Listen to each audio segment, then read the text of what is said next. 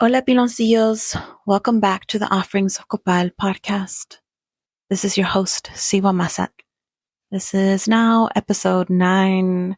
Thank you all for being with me today. I know that I missed the last 2 weeks. I'm speaking to you from a place of deep reflection, fresh from what has been an intense artistic time crunch. As some of you may know, I've recently participated in multiple community art events, including Dia de los Muertos Mictlan themed art show and the 6th annual Chicana art show, from which I collaborated and created this very elaborate art installation. These moments of creating under pressure always leave me in awe of the power that art holds, not just as a personal endeavor, but as something far more profound, an inheritance, a gift passed down through our ancestral lines. This episode is for everyone with a creative spirit, regardless of how you identify. Human beings, by right of being a human being, you are an artist. And before you run off and you say, I'm not an artist, I believe that this episode is really important. But before we begin, I want to acknowledge the terms I'll be using throughout the episode. I often use terms like, I'll say, quote unquote, Latino, Mexican American, or Chicana, Chicanx to describe our experiences for continuity and clarity. But I want to recognize that our identities are diverse and complex. My words are meant to be inclusive of all who identify as Indigenous, Mexican, Latin American, and to those who connect with these experiences. This episode is for everyone, like I said, with a creative spirit. But yeah, with that being said, let's get into this. Being surrounded by so much art in this last 3 weeks and really the last several years of my life, or debatedly my entire life, with the art that I have witnessed, with the beautiful creativity that has inspired me to walk this path, it's really left an indelible mark on me. In Mexico City, I've stood in awe of the ancient templos of Teotihuacan, of Tenochtitlan. I've felt the artistry in every stone, in every carving that has withstood time. To see the mascaritas in the museums, all the elaborate stonework, the statues, just everything. In Oaxaca, I've seen the vibrant textiles woven by Zapotec artisans, each thread a story, each pattern a connection to the land. And the códices, those intricate manuscripts that tell the stories of our ancestors, are masterpieces of creativity and resilience. These experiences remind me that art is woven into every aspect of our lives. It is the essence of who we are. Without art, we wouldn't have stories, we wouldn't have language, we wouldn't have writing. Art is one of the most vital gifts we've inherited from our ancestors, especially as people of the Anáhuac, but also as people of the world. It is interwoven into every part of life. It's in our architecture, our textiles, our pottery, our dances, and even our food. In pre-Hispanic times, art was never separate from daily existence. The Mexica and other indigenous tribes used the land itself to create, using natural dyes from the cochinilla, fibers from the maguey for clothing, and clay from the earth to shape their stories into vessels and effigies.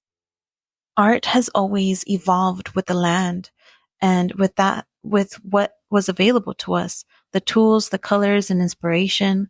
I remember visiting the Museo de Arte Popular in Mexico City and highly recommend that you go. It featured like folk art from all regions of Mexico.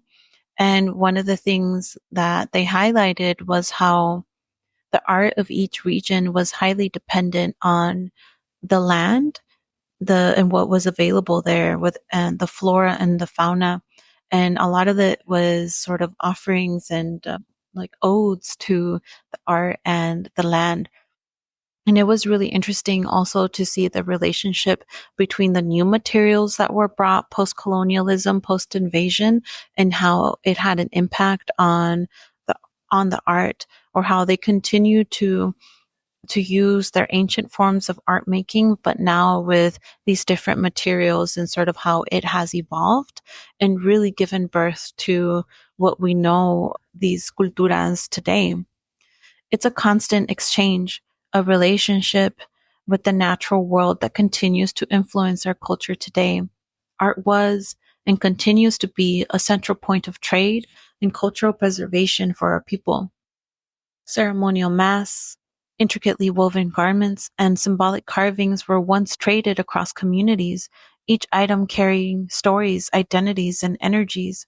Even today, our artisan markets are spaces of exchange, not only of objects, but of cultura, knowledge, and connection. And back then, the currency was art. It was, I'll exchange my olla for your, you know, Salvador, whatever it may be. That was the exchange and continues, but now we have a different medium. Despite this incredible legacy, the reality for many quote unquote Latino or Mexican Chicanx creatives today is stark. Statistics show that the representation of Latinos in the art industry is disproportionately low. According to a report by the U.S. Bureau of Labor Statistics, only about 8% of individuals in the creative industries identify as quote unquote Hispanic or quote unquote Latino, even though we make up roughly 19% of the U.S. population. The majority of us are blue collar or in service work, often unable to make art our full-time livelihood because of systemic barriers and financial necessity. Our art is seen, consumed, and commodified, but the people behind it are often ignored or undervalued. And I want to bring this home for you. Take a moment to think back, especially to the pandemic, to 2020, when so many of us were stuck at home. It was really interesting to see when people weren't at work, what people decided to do was make art. So many people got in touch with creative pursuits, and creative pursuits is so much broader than just a paintbrush. It is gardening, it is interior design, it is cooking, it is 1,000 different things, but it's creativity. This brings me to a point that I think is vital. How other cultures often engage with Mexican art and culture purely for consumption. There is a transactionality to it, where our traditions are often reduced to something that can be bought or appropriated without acknowledgement of the depth, the labor, and the love that goes into every creation. As artists, we must advocate for an equal exchange of energy. We are not simply commodities. We deserve the same respect, the same value, and the same opportunities as any other artist. And I want you to think about the local restaurants, or, the places that are popping up that take advantage of that certain aesthetic or appropriate that certain aesthetic. And, they want to eat our food. They want what we have to offer, but yet they don't want us, right? There is also a persistent distinction made between highbrow and lowbrow art, where so much of our work is considered lowbrow, folk art, or simply decorative. But anyone who has witnessed the elaborate work of traditional danza costumes, the meticulous beadwork of the wixárika, or the detailed murals found in our neighborhoods knows that these pieces are anything but simple. They are deeply intricate. They tell stories. They preserve memories. The categorization of our work as lowbrow is an extension of colonial thinking, a means to devalue and diminish our contributions to the art world. This dismissal is part of what I call the art wound. Many of us carry this wound from childhood. Maybe we were told that art wasn't valuable, that it wasn't a viable career choice, that it was a waste of time, especially coming from immigrant backgrounds. When you look at the richness of Mexican culture, it's almost like looking in a mirror every day and not realizing the beauty that stares back at you. We have this incredible abundance of creativity, but we've been conditioned to devalue it, to see it as less than. as something that doesn't contribute to survival when it, in fact, is the very essence of our humanity. The art wound also comes from what I call a colonial wound. It is the result of attempts at erasing our creative identity and commodifying our culture. Colonization not only sought to take our land and resources, but also strip us of our creative expression, to relegate it to something that could be bought, sold, or forgotten. This wound is deep, and it impacts how we see our creativity today. Healing from this wound means reclaiming our artistry as an essential part of who we are, something that cannot be erased or commodified. The theme of this podcast, Offerings of Copal, is a powerful metaphor here. The Poposhkomil represents the sacred fire, the essence of our spirit and soul, and an extension of that very first fire from which all things expanded. It represents our creative life force. When I light this amador, I connect with that inner creative fire, and my prayers come from that place. I hope to kindle that fire for you as well, with my words and my stories. Healing the art wound begins with addressing the inner critic. We need to look closely at these moments where we felt our creative fire go out, where it was stifled, where it was snuffed out by others or by ourselves. That is the creative wound, a deep cut that often leaves us feeling that our art doesn't matter or that it's not worth pursuing. I want to remind each of you that while feedback and critique have their place in art, what matters most is that you are expressing yourself from that deep inner place. Art is made for you first, and everything else comes second. Your creativity has a right to exist just as you do. Denying yourself that inherent creativity is almost synonymous with denying yourself. Let me say that again for you. Denying yourself that inherent creativity is almost synonymous with denying yourself. Art helps us channel and express the deepest parts of ourselves. It allows those parts to live and exist in the world. By giving our creativity space, we allow our truest selves to be seen and acknowledged. Here are some reflection questions to help you start healing the art wound and to identify it, especially if you believe that you're not an artist or that you're not creative. Number 1, can you remember a time when you were told that your art was invaluable or important? How did that make you feel? And how has it affected your relationship with creativity? For a lot of you, this time is going to be back in elementary school or maybe more recent. Number 2, what does your inner critic say when you think about creating? Whose voice does that sound like? And how can you start to quiet it? Number 3, when was the last time you allowed yourself to create just for the joy of it, without any expectations? How did it feel? Number 4, what would it look like to make space for your creativity today, even if it's just for a few minutes? And 5, how can you reconnect with that inner sacred fire, the creative life force within you? What inspires you? And how can you bring more of that inspiration into your daily life?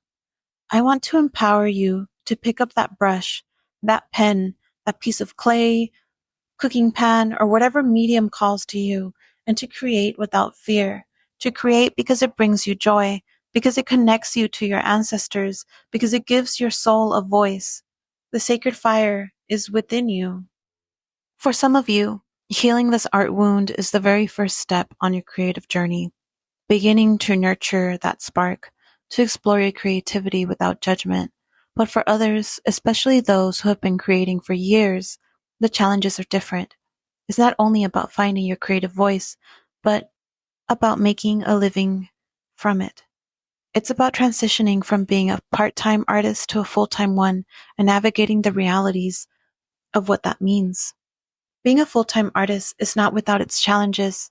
It means at times being a solopreneur, handling not only the creation of art, but the marketing, the sales, the logistics. There are days when the work feels endless and the sacrifices heavy. I grew up surrounded by my mother's creativity. She was and is an incredible artist in her own right, but survival often meant she had to put her art aside to do other work, to provide for us. Watching her make that sacrifice was both a lesson in resilience and a source of pain, knowing what she was capable of and what the world was missing out on because she had to prioritize survival. Now, in her later years, her hands are trying to heal from years of manual labor. It's not that I don't want to be like her or end up like her. She is noble in her work. May I be so lucky. But I want to learn from her and make her sacrifices worthy by living a life she would be proud of, not just for her, but for me. The word sacrifice often conjures images of struggle, hardship, and pain. And while it's true that being an artist requires dedication, I want to reframe this idea of sacrifice as something more akin to a ceremonial offering. It is not lost upon me that today is a day of Mazatl. We are on Cihua Mazatl today, and the themes of sacrifice are always so inherent in the symbolism of the deer. But when we create, we are giving something of ourselves to the world, our time, our energy, our spirit. This is not just blood, sweat, and tears. It's a sacred exchange. It's about consciously choosing to give a part of ourselves to our craft, just as our ancestors did when they made offerings to honor the sacred fire. It's an act of devotion. What if we imagined a world where creating art didn't have to be about suffering, but rather about honoring our gifts in a ceremonial way, where the sacrifices we make are like offerings that nurture our spirits and connect us to something greater? This is the vision I hold on to, a world where the creative path is recognized as sacred, where artists are supported in their journey, not just by their communities, but by the structures that surround them. I didn't have access to traditional art materials growing up, and in many ways, I feel like I've spent years trying to catch up to my peers. I've had to dedicate time to other art forms, to other creative pursuits that were more financially viable just to keep going. While I don't like to limit my creativity, I can't ignore the fact that my experience as a Chicana artist comes with its own sets of challenges. Opportunities that might be available to others are often out of reach for those of us without the right connections or the right background. And on top of all of this, there's the added challenge of facing criticism from within our own community. There are those who might bring you down or call you a sellout for trying to make a creative living. It comes from this place of, I'm sacrificing my desires to work and survive. Why do you get to have all the fun and get paid? The reality is, many people don't see the hard work that goes into being an artist. Yes, it might look like fun, playing with colors, creating beauty, but there's a craftsmanship, a dedication, a finesse behind it. It's not effortless. People often say, oh, it's just talent. But what they don't realize is that it's actually years upon years of practice, perseverance, and constant growth. Art isn't something that just happens. It's something that's cultivated with intention and sacred sacrifice. But with that said, I believe we also have a personal responsibility to honor our creativity with intention and devotion, just as our ancestors made offerings to the sacred fire. We must make our own offerings in the form of time, effort, and dedication to hold ourselves to a certain standard, to set time aside to educate ourselves, to do the research, to learn new skills, and to apply them to our craft. This isn't a complaint or a criticism. It's a truth, a lived experience. And it's one that, when acknowledged, can lead us to a place of empowerment. Despite the challenges, despite the sacrifices, pursuing our creative dreams is important. It's necessary, not just for ourselves, but for our communities and for the continuation of our cultural legacy. In honoring our personal responsibility, we must remember that our creativity is part of something much larger. It is in the continuation of a sacred tradition that has survived against all odds. Every time we create, we honor those who came before us, those who were silenced, and those who fought to keep the fire burning. We must be willing to tend to that fire, to feed it with our offerings, and to ensure that it continues to burn brightly for future generations. I want to speak directly to those of you listening who may not see yourselves as artists. You may think, I'm not creative, or art isn't for me, but I want to challenge that belief. We all have an inner artist, a part of us that yearns to create, to express, to make something meaningful. Whether it's cooking, gardening, storytelling, or even how you dress, creativity manifests in countless ways. It's not about quote unquote being good at art. It's about connecting with that sacred fire within you and letting it guide you. We are all creative beings by right of being a human being. We just need to give ourselves permission to explore that side of ourselves. So, how do we engage in a personal creative practice and find value in it? How do we honor our ancestors and our own inner artist? For those of us who want to make a living from our art, how do we find that fair exchange for our work? An exchange that honors our heritage and acknowledges the value of what we create. These are not easy questions, and I don't have all the answers, but I think part of it lies in how we value ourselves and our work, how we negotiate that space between folk art and fine art, between cultural tradition and personal expression, between creating for survival and creating for joy. To empower our creative practice, we must approach it with reverence. Creating is not just about making something beautiful. It's about tapping into that sacred life force, the sacred fire within us. It's about recognizing that our creativity is both a right and a responsibility. We are the keepers of a legacy that deserves to be honored, and we must do so by being intentional in our practice, by taking time to grow, and by allowing ourselves to explore without fear. It's hard to bring some forms of folk art into the spotlight without appropriating them, and it's challenging to individuate while still honoring the collective, but I believe it's possible. And I think it's necessary for us as artists to engage with these questions, to explore our creative practice, to value it, and to help others see the value in it as well. By doing so, we not only heal our own art wound, but also create a path for others to do the same, ensuring that our cultural and creative inheritance is not only preserved, but also celebrated. Before we close, I want to revisit the idea of art as a sacred exchange.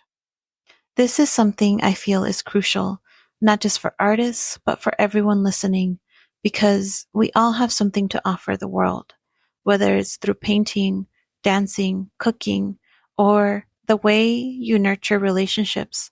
Creativity manifests in so many forms. It's about taking what you have within you and sharing it, allowing it to breathe and take shape, no matter how big or small. Sometimes we hesitate to create because we fear it won't be good enough. But good enough for whom? Remember, your creativity is first and foremost for you. It's an offering to yourself, an opportunity to express what words alone cannot. And through that expression, you contribute to the broader story of your community and your lineage. So when you hesitate, I encourage you to ask yourself, what would my ancestors think? How would they feel seeing me honor their memory through this creative act, however humble it may be? For you are an extension of that line. And when you create for yourself from that place of honesty, those who will connect with it will arrive whenever they arrive. But remember, your art isn't about that. Those connections happen naturally. Art is not just about beauty or skill. It's about connection. It's about remembering that we come from a lineage of creators who found ways to express themselves despite adversity. Every mark, every song, every dance, every woven thread is a testament to resilience and spirit.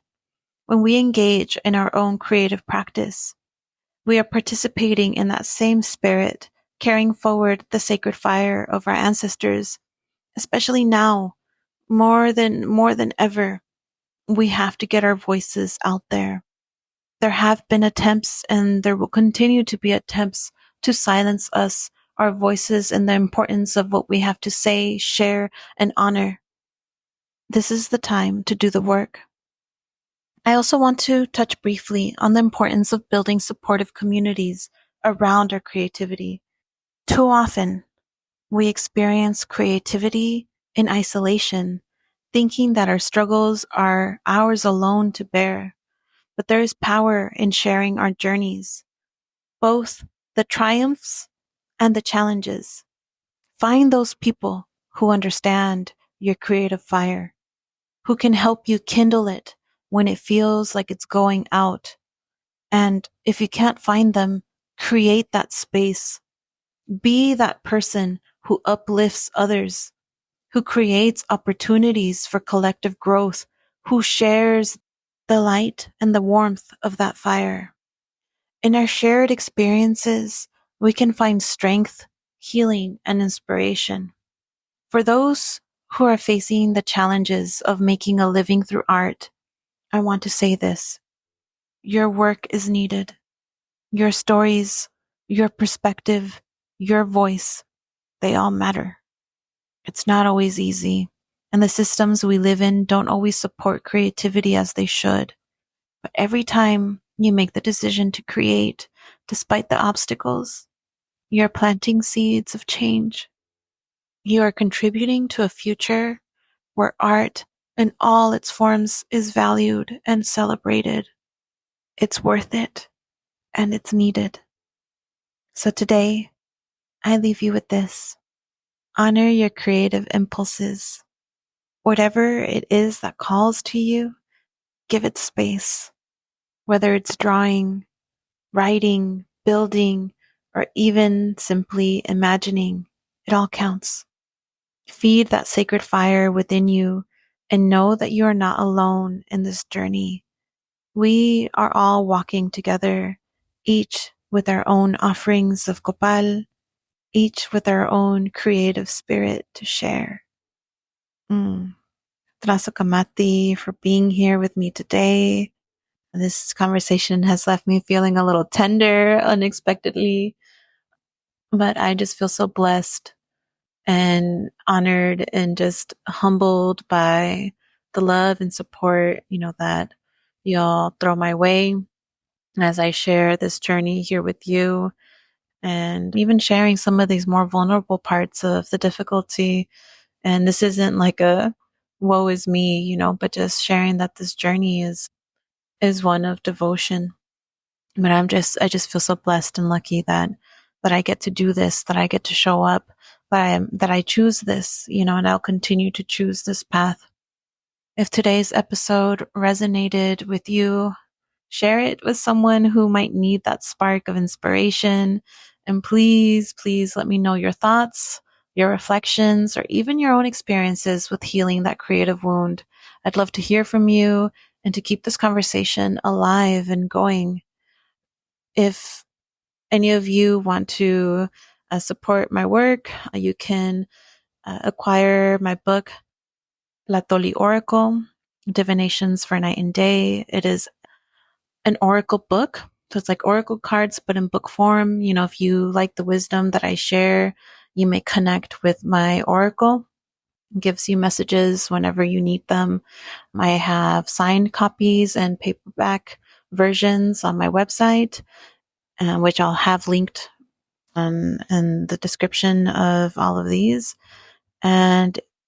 Or if you want to check out the jewelry I make or my art prints, and I also have some apparel available as well. Or if you would like to book a tonalamat reading, those are another labor of love that I just absolutely love sharing with you. And I would love to read your tonalamat, but you can book that on my website.